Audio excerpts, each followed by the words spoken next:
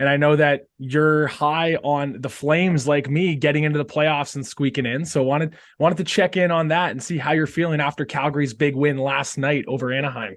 Yeah, they were losing too, eh? They Yep. scored with a couple. Yep. Like I sometimes I think history repeats itself. And if you remember when Sutter was coaching LA, they snuck in, I think it was the last game of the season. They got Yep. into the playoffs and then they just run amok and won the Stanley Cup. And I kind of see a lot of similarities in this team. I think that, in our last podcast we looked at, they play a tough system where they have the second most shots, average the second most shots on net, and they're averaging the second least amount of shots on net. Mm-hmm. And if Markstrom gets hot in the playoffs and they get going, they could do a lot of damage. So, but I think a big game on tomorrow. I think they have to win. They got to beat Winnipeg tomorrow. Absolutely. That's a huge Yeah, game because that's the team they're huge. chasing. And Yeah. I know that going into the season, I was very high on Calgary to make the playoffs. I didn't know exactly what they were going to net out. I had them higher in the Pacific, obviously, but they were going to give any team a fit in a 7-gamer with that depth that they have. So totally agree with you on that one. Yeah. What about on the east side? Which team are you looking at as far as the wild cards go? I know the Islanders and Pittsburgh are in there right now.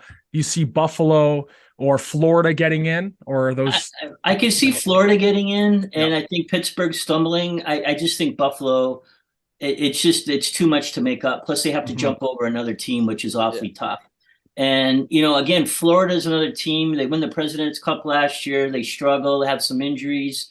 Again, if they sneak into the playoffs and the goalie gets hot, again, they have enough firepower. I mean, that they would face the Bruins, and I think they'd give the Bruins some problems in the first round. My dad, a lot of times the best part of the podcast is after we stop recording, and Dad was saying, he likes the Bruins. He just thinks, but he just says everything's gone so well for them. They haven't had a lot of injuries. They've got a lot of breaks. They pulled out a lot of wins in the last minute, and sometimes that's tough for a team to go into the first round not playing a meaningful game. And Florida has been battle hardened for the last got to be month, 4 weeks anyway, if not more. Mhm. So if you bet, if Florida and Calgary got in, I'd lay some money on on upsets. Yeah, I mean, we've seen it time and time again. It's that team that gets the last 5-6 wins leading into the playoffs that carries the momentum. Kind of what you mentioned with the Flames and the similarities to the Kings and what they did that year. I just quickly wanted to get your thoughts on the criticism of Daryl Sutter.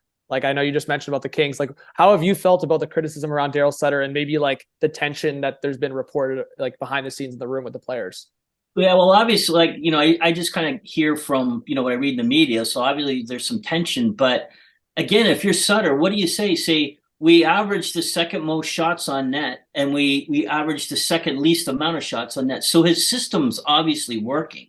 It's not like Edmonton where they're scoring a ton of goals, but they're like, what, 15th or 20th in goals given up. They play a tight system. And I think that's the kind of systems that work in the playoffs.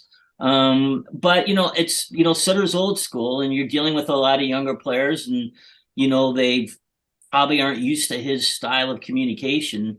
But they just have winning solves a multitude of sins and problems, right? So Yeah. if they get into the playoffs and win the first 1 or 2 games, look out. Yeah, that's Yeah. what people have said over and over again. It's like Daryl Sutter. He's one of the best coaches and personalities in the league when they're winning. And then when his team's losing, then he's one of the most criticized around the league. Right. That's just kind of how things That's usually all go. coaches, though, right? Yeah, that's all Yeah, coaches yeah. for sure.